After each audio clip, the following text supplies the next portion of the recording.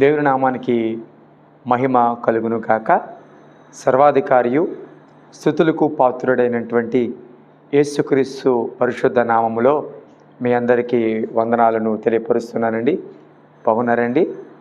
మీరు బాగున్నారని, క్షేమకరంగా దేవుని చేత నడిపించబడుతున్నారని, కృపాక్షేమములతో ముందు కొనసాగుతున్నారని నమ్ముతూ ఉన్నాను. అలాగే మీ గురించి మేము ప్రార్థన కూడా చేస్తున్నాం. ప్రియ సహోదరులారా, దేవుని సన్నిధిలో ఆయన యందు విశ్వాసం ఉంచి నమ్మకంగా ప్రభు కొరకు కొనసాగగలిగితే, విశ్వాసమును కర్తయు దాన్ని కొనసాగించు యేసు వైపు చూస్తూ మనం కొనసాగగలిగితే తప్పకుండా మన జీవితాలలో కార్యాలు చూడగలం. పోరాట పరిస్థితుల్లో మనం ఉంటూ ఉన్నాం. ఎన్నో రకమైన వ్యతిరేకమైన పరిస్థితులు, ఎన్నో రకాల సవాళ్ళు ఎదుర్కొంటూ ఉన్నాం.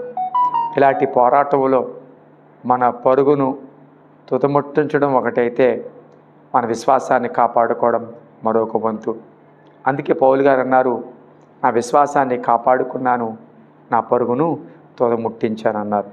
కాబట్టి ఈ యొక్క ఆత్మీయ యాత్రలో మన విశ్వాసం కాపాడుకోవడం చాలా అవసరం.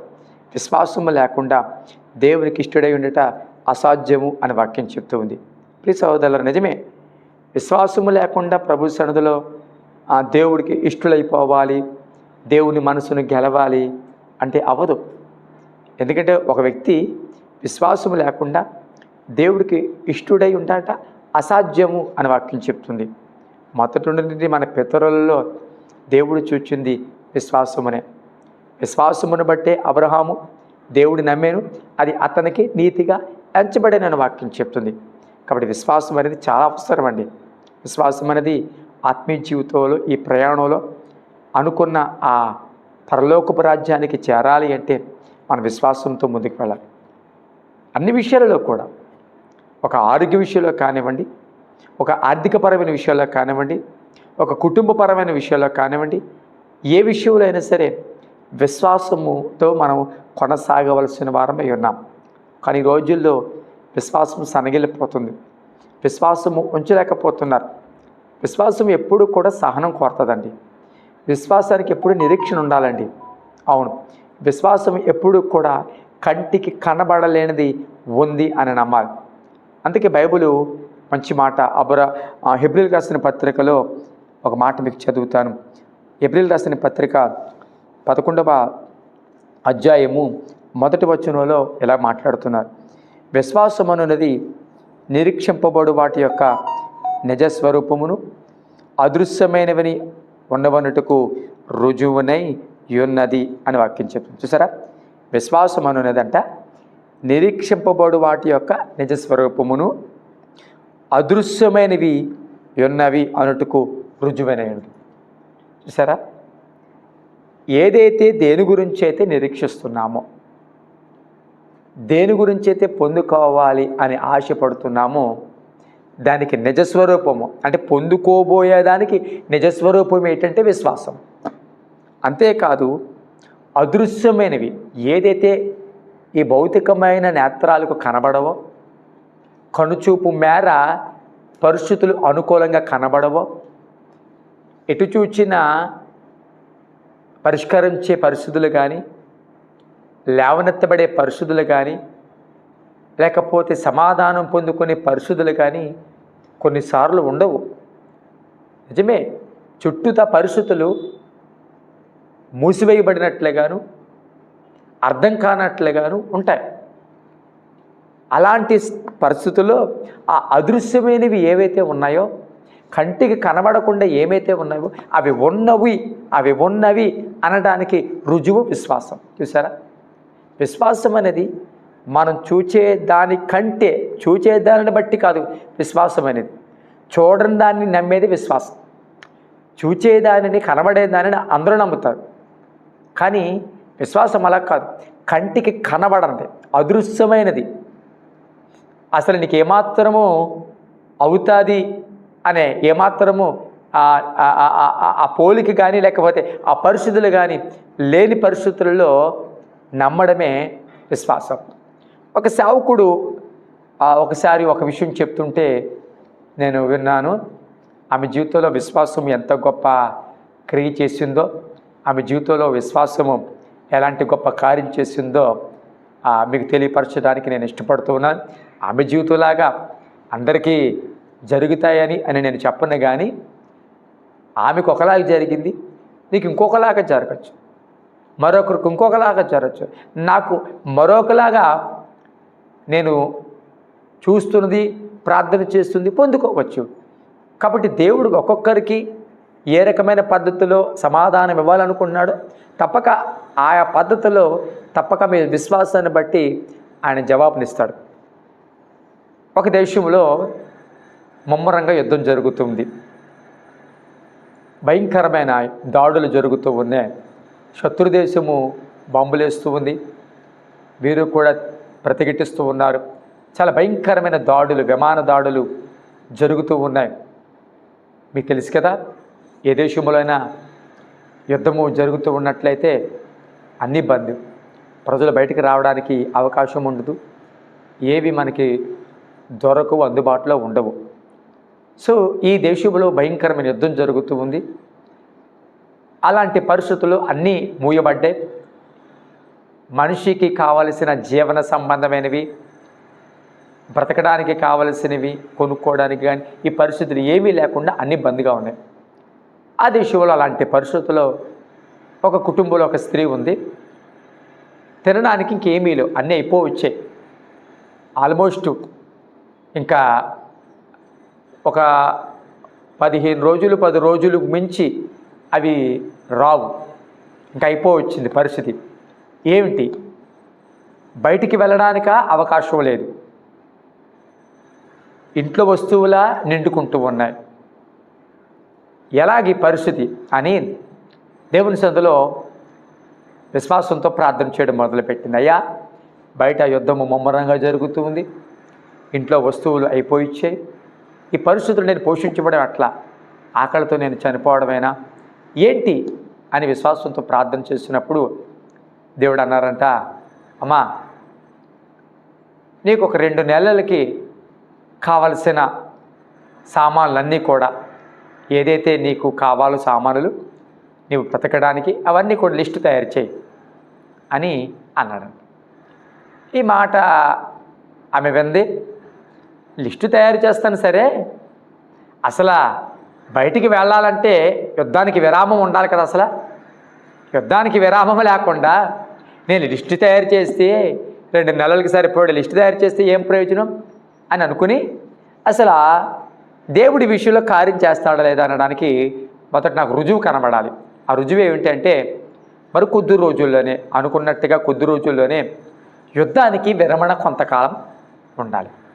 కనీసం ఒక పూట, కనీసం ఒక కొన్ని గంటలు యుద్ధ విరమణ ఆపి విరమించి ప్రజలందరికీ వారు జీవన సంబంధమైన వస్తువులను కొనుక్కోవడానికి అవకాశం కల్పించినట్లయితే దేవుడు తప్పకుండా ఈ కార్యం చేయబోతున్నాడని నేను నమ్ముతాను అని ఆమె విశ్వాసంతో ఉందంట. ఆమె అనుకున్న లిస్టు తయారు చేసిందంట, ఎదురు చూస్తుందంట. యుద్ధము ఎప్పుడు విరమిస్తారు, వారి దగ్గర నుంచి ఎప్పుడు ఒక మంచి మాట, బయటికి వెళ్ళండి, మీరు కావలసినవి కొనుక్కోండి అనే ప్రకటన ఎప్పుడు వస్తుందని చూస్తూ ఉన్నాను. ఆ విశ్వాసంతో అలా ఎదురు చూస్తున్నప్పుడు కొద్ది రోజులు అయ్యేటప్పటికీ ప్రకటన వచ్చిందంట.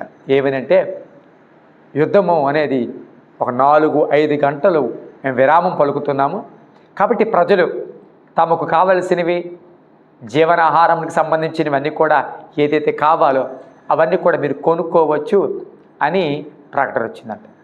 ఆ ప్రకటన విన్న వెంటనే ఈమె చాలా సంతోషించిందంట, చాలా ఆనందించిందంట. అయ్యా, నా ప్రార్థన విన్నావు, నేను విశ్వసించినట్లుగా, నేను కోరుకున్నట్లుగా ప్రకటన వెల్లడిపరిచావు అని చెప్పి ఆ లిస్టు పట్టుకుని బయలుదేరింది. వాస్తవానికి ఈమె దగ్గర ₹1 లేదంటండి, ₹1 లేదంట. రూపాయి లేనప్పుడు దేవుడు ఏమన్నాడు తెలుసా, 2 నెలలకి కావలసిన సామాన్ల లిస్టు తయారు చేయండి అన్నాడట. ఒకవేళ యుద్ధానికి విరామం ప్రకటించినా బయటికి వెళ్ళి కొనుక్కునే పరిస్థితి నాకు లేదు, డబ్బులు లేవు, ఏం చేయాలి అన్న పరిస్థితుల్లో యుద్ధ విరమణ జరిగింది. ముందు ఏదైతే ఈమె జరగాలి, ఏదైతే ప్రకటన రావాలని కోరుకుందో ఆ ప్రకటన వచ్చినప్పటికీ కాస్త విశ్వాసము ఆమెలో పెరిగి, సరే ఈ విషయంలో దేవుడి కార్యం చేశాడు కదా, అవకాశం వచ్చింది కదా అని చెప్పి ఆ లిస్టు పట్టుకుని బయలుదేరి అయ్యా ఎక్కడికి, ఏం చేయాలి, ఏంటి, నా దగ్గర డబ్బులు లేవు, ఎలాగో ఈ సామాన్లు కొనుక్కోవాలి అని అనుకున్నప్పుడు దేవుడు అన్నాడంట, పలానా స్టోర్కి వెళ్ళు అని మరలా చెప్పాడంట. వెంటనే ప్రభువు ఎందుకు ఆ స్టోర్కి వెళ్ళమంటున్నాడు? చాలా స్టోర్లు ఇక్కడ ఈ సమయంలో ఓపెన్ చేస్తున్నాయి కదా, కానీ ఆ స్టోర్కి వెళ్ళమంటున్నాడు. ఏది ఏమైనా మన సొంత జ్ఞానం కాదు, దేవుడు చెప్పినట్టే చేద్దాం అని చెప్పి ఏదైతే స్టోర్కి దేవుడు వెళ్ళమన్నాడో ఆ స్టోర్కి బయలుదేరిన తర్వాత చాలా క్యూ ఉందంట. ఎందుకంటే మరి చాలా రోజుల తర్వాత యుద్ధ విరమణ జరిగింది కాబట్టి ప్రతి ఒక్కరికి నిత్యావసర వస్తువులు కాబట్టి ఆ యొక్క స్టోర్కి వెళ్ళినప్పుడు ఎక్కడ నిలబడాలి అని మొత్తం మీద కొనుక్కొని అన్ని వస్తువులు కొనుక్కున్నదంట. కొనుక్కుని అయ్యా కొనుక్కున్నాను, అన్నీ తీసుకోమన్నాను ఈ షాపులో నువ్వు చెప్పినట్లుగా, కానీ ఏం చేయాలి, డబ్బులు లేవు, ఎక్కడ బిల్లు కట్టాలి, ఏం చేయాలి, ఏంటి అని పరిస్థితుల్లో ఆమె తర్జన పడుతుందంట. అప్పుడు దేవుడు అన్నాడంట, నువ్వు వెళ్ళి 7వ నెంబర్ కౌంటర్లో నిలబడన్నాడంట. ఎన్నో కౌంటర్ అండి? 7వ నెంబరు. అదేంటి, 1 ఉంది, 2 ఉంది, 3 ఉంది, 4 ఉంది, 5 ఉంది, 6 ఉంది, అన్నీ విడిచిపెట్టేసి 7 కౌంటర్లో నిలబడమంటున్నాడు ఏంటి దేవుడు అని చెప్పి మొత్తం మీద ఆ 7 కౌంటర్లో వెళ్ళి నిలబడిందంటండి. నిలబడిన తర్వాత మనుషులు ఆమె కంటే ముందున్న వాళ్ళు ఒక్కొక్కళ్ళు వెళ్తున్నారు, బిల్లు చెల్లిస్తూ ఉన్నారు. ఈమెకు ఒక టెన్షన్ వచ్చేస్తుంది. బిల్ దగ్గరికి వెళ్తున్నాను, 2 నెలలకి తరబడి సామాన్లు తీసేసుకున్నాను, అక్కడ డబ్బులు ఏం చేయాలి, నా దగ్గర పైసా లేదు, దేవుడేమో ఈ క్యూలో నుంచమన్నాడు, అందులో ఈ కౌంటులోనే నిలబడమన్నాడు, ఇప్పుడు ఎలాగా అని అనుకునేటప్పటికీ కౌంటర్ దగ్గరికి వెళ్ళిపోయిందంట.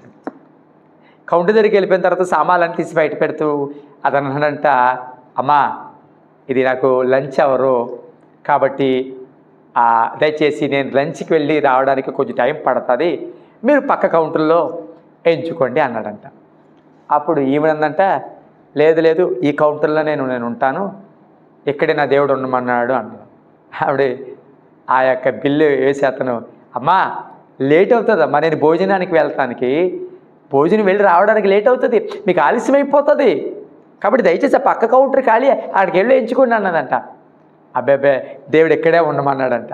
అతను కోపం వచ్చి, అసలు పిచ్చే మీకేమనని, అసలు కొద్ది సమయమే మనకి విరామం వచ్చింది, త్వరగా ఇంటికి వెళ్ళిపోవాలి లేదా మీకు చెప్తున్నాను కదా, మీకు ఆలస్యం అవుతుంది, మీరు దయచేసి వెళ్ళిపోండి, పక్క కౌంటర్లో ఎంచుకోండి అంటే, కాదు ఎందుకో దేవుడు ఈ 7వ కౌంటర్లోనే నిలబడమన్నాడు, దేవుడు చెప్పినట్లుగా నేను వినాలి అని చెప్పి నువ్వు వెళ్ళి రావయ్యా, ఇక్కడే నేను ఉంటాను అన్నది. సరేనా మీ ఇష్టం, నేను ఆలస్యం అవుతుందని చెప్పి అతను వెళ్ళిపోయాడంట. ఈమె కౌంటర్లో నిలబడిందంట. వేరే కౌంటర్కి వెళ్లకుండా దేవుడు ఆ కౌంటర్లో ఉండమని చెప్పి ఆ కౌంటర్ నిలబడిన తర్వాత ఒక అర్ధగంట అంత సమయం పట్టింది. తర్వాత ఆ బిల్లు వేసేవాడు మరలా వచ్చాడంట. బిల్లు వేసేవాడు మరలా వస్తూ ఉన్నప్పుడు ఈమె గుండెలో గుబులు, ఏంటి ప్రోబా, అతను వేరే కౌంటర్లోకి వెళ్ళమంటే వెళ్ళలేదు, తీరా చూస్తే అతను వచ్చి బిల్లు వేసినప్పుడు డబ్బులు ఇవ్వమంటే నా దగ్గర డబ్బులు ఇవ్వలేదు, డబ్బులు ఇవ్వలేని వత్తాదవి ఎందుకు ఇక్కడ నిలబడ్డావు, మళ్ళీ పైపొచ్చి నాతో వాగ్వాదం చేశావు, ఇక్కడే దేవుడు ఉండమన్నాడని చెప్పి అని పెద్ద కబుర్లు చెప్పావు అంటాడు. ప్రోబా ఏంటి, అతనికి వస్తే సమాధానం ఏంటి, అతను వస్తే అతనికి నేను డబ్బులు ఎలా చెల్లిస్తాను ప్రోబా అనుకుంటూ చాలా రకమైన టెన్షన్ పడుతూ నిలబడిందంట. అతను వచ్చాడంట. అతను వచ్చి సామాన్లన్నీ తీస్తూ ఉన్నాడంట. తీస్తూ బిల్లేస్తూ ఉంటుంటే ఈవిడికి లోపల గుబులు, ఏంటి ఎంతసేపు నిలబడి అతను కోపం వచ్చినా సరే, అతను వెళ్ళిపోమన్నా సరే వెళ్ళకుండా ఇక్కడే ఉన్నాను, ప్రభా ఏంటి పరిస్థితి, నువ్వు ఏం చేయబోతున్నావు, అసలు చాలా దగ్గరికి వచ్చేసావు, బిల్లింగ్ అయిపోతుంది, తెరచొద్దు, నా దగ్గర డబ్బులు లేవు, కానీ నువ్వు చెప్పినట్లుగా చేశానయ్యా, నువ్వు ఏదైతే చెప్పావో అదే నమ్మానయ్యా, 2 నెలలు లిస్ట్ రాయమన్నావు, రాశాను, యుద్ధ విరామణ జరగాలని ప్రార్థన చేశాను, యుద్ధ విరామణ జరిగింది, కొంత సమయం వెసులుబాటు ఇచ్చారు, నువ్వు ఏ స్టోర్కి వెళ్ళమన్నావో ఆ స్టోర్కే వచ్చాను, ఏ కౌంటర్లో నిలబడ్డామన్నావో ఆ కౌంటర్లో నిలబడ్డానయ్యా, ఇంతవరకు నువ్వు చెప్పినట్లుగా చేశానయ్యా, ఏంటి పరిస్థితి, నువ్వేం చేయబోతున్నావు అని మనస్సులో గుబులు పడుతూ ఆందోళన చెందుతూ ప్రార్థన చేస్తుందంట. సామాన్లన్నీ వేస్తూ ఉన్నాడంట. ఎంతలాగో ఆ షాపింగ్ మాల్లో ఆ కౌంటర్లో ఆ యొక్క స్టోర్లో ఒక ప్రకటన వస్తుందంట ఆ యొక్క స్పీకర్స్ నుంచి. ఏమిటి అంటే, ఈ స్టోరు ప్రారంభించి ఈ రోజుతో 7 సంవత్సరాలు పూర్తయింది కాబట్టి 7వ కౌంటర్లో ఎవరైతే ఉన్నారో వారి దగ్గర ఏ బిల్లు తీసుకోకుండా వారి సామాన్లు వారికి ఉచితంగా ఇవ్వండి అని ఒక ప్రకటన వచ్చిందంట. చూసారా?